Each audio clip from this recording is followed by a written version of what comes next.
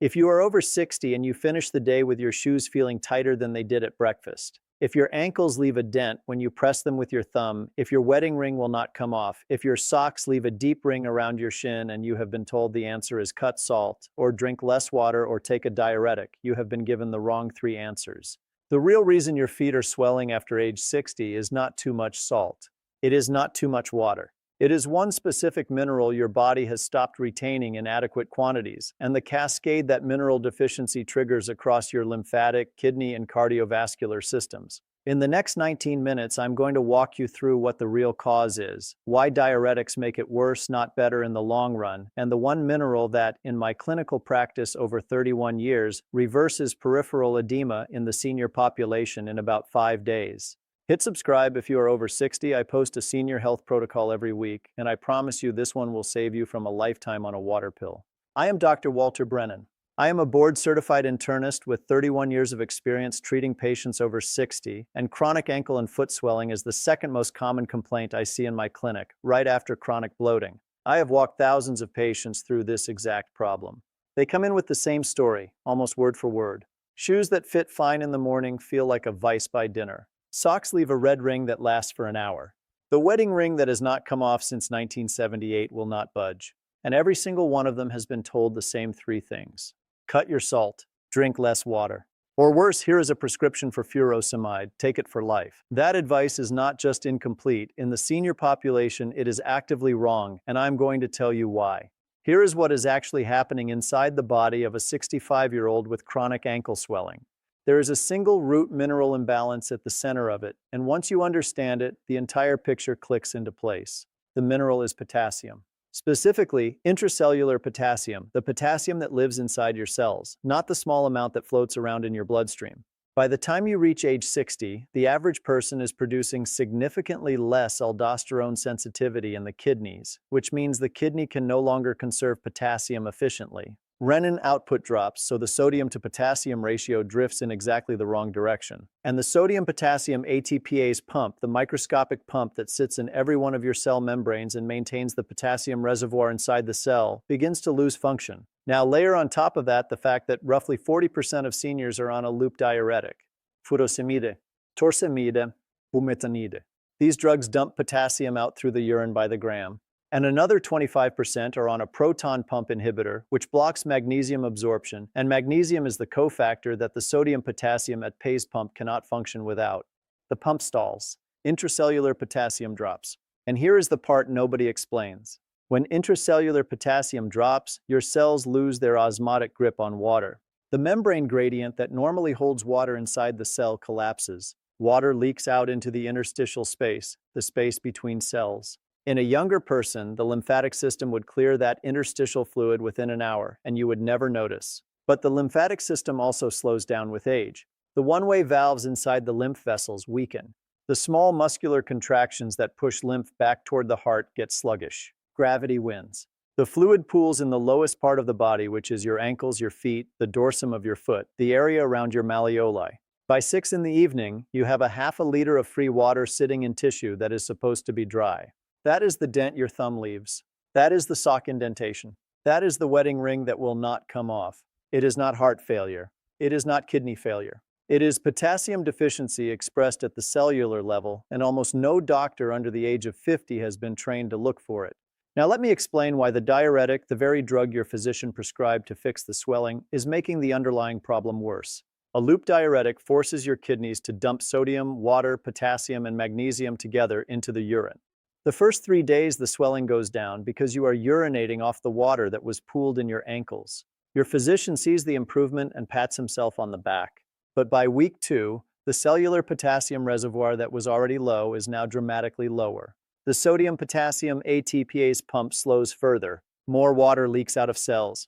Within 6 to 8 weeks, the patient is swelling again. The dose gets doubled, and now they are stuck in a cycle where the medication is causing the very condition it was prescribed to treat. I have seen patients on 80 milligrams of furosemide twice daily who would have been completely fine on a corrected diet without any medication at all. The drug is not curing them. The drug is the maintenance dose for a deficiency it created. And no, the answer is not to eat a banana. One medium banana contains about 422 milligrams of potassium. Your body needs between 3,500 and 4,700 milligrams a day to maintain intracellular reserves at any age, and seniors who are repairing a long-standing deficiency need to hit the upper end of that range for at least 3 weeks. You would have to eat 11 bananas a day, which nobody is doing, and you would crash your blood sugar in the process. The banana myth is one of those pieces of health advice that has survived for 40 years simply because it is easy to say. Forget the banana. Here is what actually works. There are 4 foods that, in the right rotation, will deliver between 3,000 and 4,000 milligrams of potassium per day without any supplementation at all, and they are the foundation of every protocol I write for swollen ankles in my clinic. The first food is the white potato. Yes, white, baked with the skin on, no fancy preparation required. One medium-baked potato with skin delivers about 950 milligrams of potassium, which is more than twice what is in a banana, and it does so with very little impact on blood sugar when you eat it with a fat and a protein on the side. The fear of white potatoes is one of the most damaging pieces of nutrition advice of the last 30 years for the senior population specifically. Eat the potato. The skin matters because most of the potassium is concentrated in the outer layer. Bake it. Do not boil it, because boiling leaches the potassium into the water you then pour down the sink. The second food is the avocado. One medium avocado contains about 975 milligrams of potassium, along with monounsaturated fats that the aging cardiovascular system runs on. Half an avocado at breakfast on a piece of sourdough, half an avocado in a salad at lunch, and you have nearly 1,000 milligrams of potassium delivered without trying. Avocados are also rich in glutathione precursors, which support the lymphatic clearance we just discussed. The third food is cooked spinach. Not raw, cooked. 1 cup of cooked spinach contains about 840 milligrams of potassium and a significant dose of magnesium in the same bite, which is exactly the cofactor your sodium-potassium pump needs to function. Sauté it in olive oil with a little garlic. Eat it as a side 3 or 4 times a week, and you have closed 2 deficiencies with 1 food. Raw spinach has the same nutrients on paper, but the oxalates interfere with absorption, so always cook it for this purpose.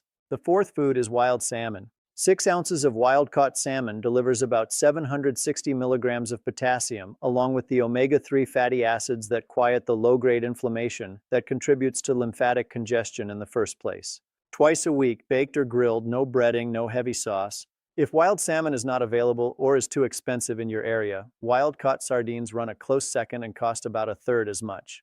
Now, if this video is helping you so far, I need to ask you one quick favor. The algorithm on this platform only feeds these videos to seniors who hit the like button. That one tap matters more than you know. It tells the system that someone over 60 needs this information, and it sends it out to thousands more people in your same situation. Tap it now and let us keep going. The 4 foods will get most people 70% of the way back. For the remaining 30%, particularly if you have been on a loop diuretic for years, or if your ankle swelling has been chronic for more than a decade, you need a specific supplement protocol on top. Here it is, exactly the way I prescribe it in my clinic.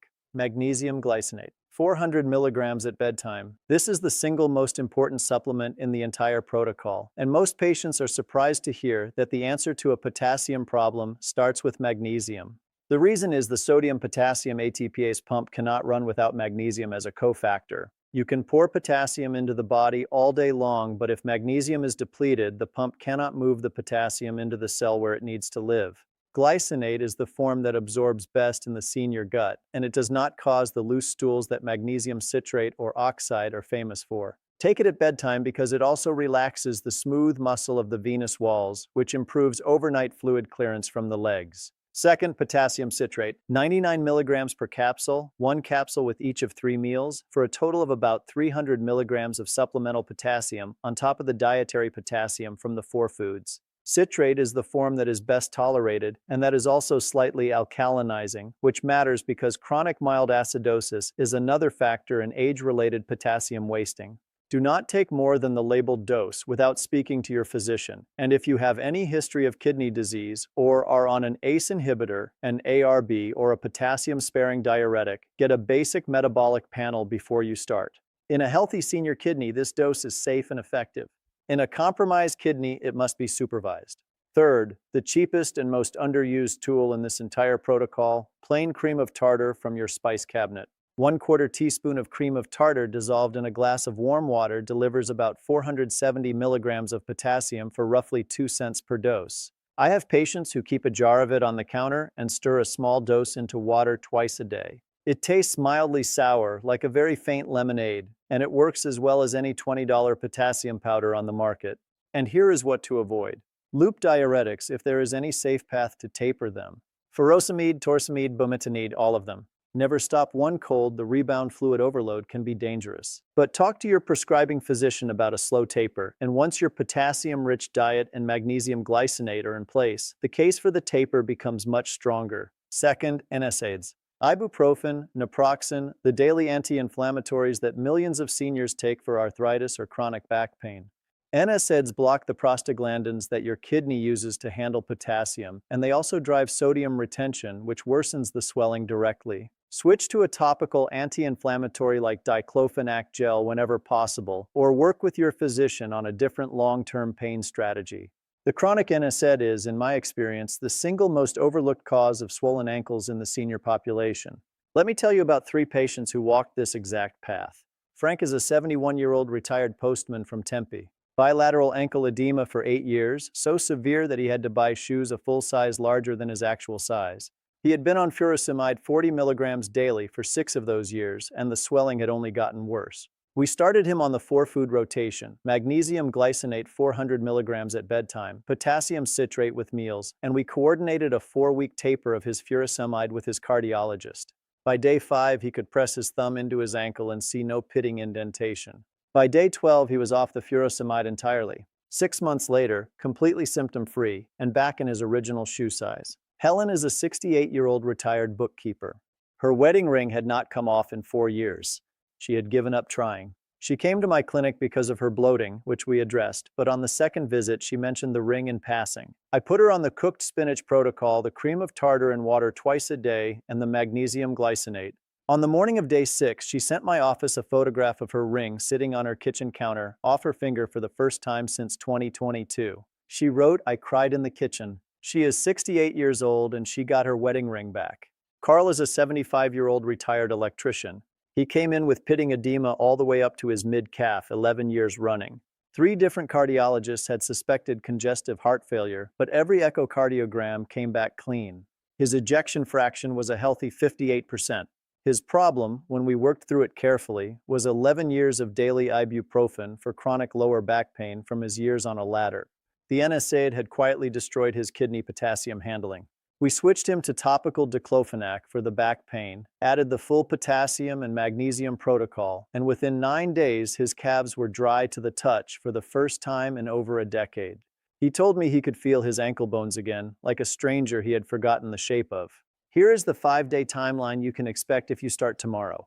On day 1 and day 2, you will notice a mild diuresis. You will urinate more than usual, particularly in the late afternoon and early evening, as your cells begin to rebalance and shed the water they have been hoarding in the wrong compartment. Most patients lose 2 to 4 pounds of pure water weight in this window. Do not be alarmed, this is the system flushing the excess. On day 3 and day 4, the ankle swelling visibly starts to drop.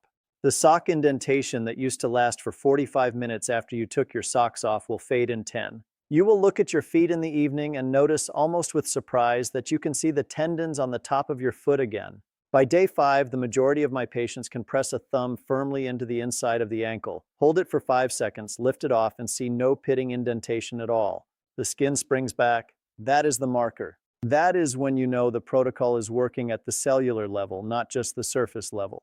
If you are coming off a loop diuretic, your timeline will be longer, more like 3 to 4 weeks for full resolution, because you are unwinding both the deficiency and the drug-induced potassium wasting at the same time. Same with long-term NSAIDs. But for the senior with simple age-related decline and no complicating medications, 5 days is the typical window. Faster than any prescription on the market, and the cost is roughly $20 a month. One last thing before I let you go. Movement matters. The lymphatic system has no central pump, no equivalent of the heart, and it depends entirely on muscle contraction to move fluid back up toward the chest. Walk for 15 minutes after dinner. Do 10 ankle pumps in bed before you stand up in the morning. Elevate your legs above your heart for 10 minutes in the afternoon if you can. These 3 small habits, layered on top of the food and the supplement protocol, double the speed at which your ankles return to normal, and give your body a chance. 30 years of slow decline did not happen overnight, and the repair takes a few weeks at minimum, but it does happen, and once your potassium reservoir is restored, your ankles will stay dry for the rest of your life as long as the diet and the magnesium stay in place. Stay strong, stay sharp, stay vital. I am Dr. Walter Brennan.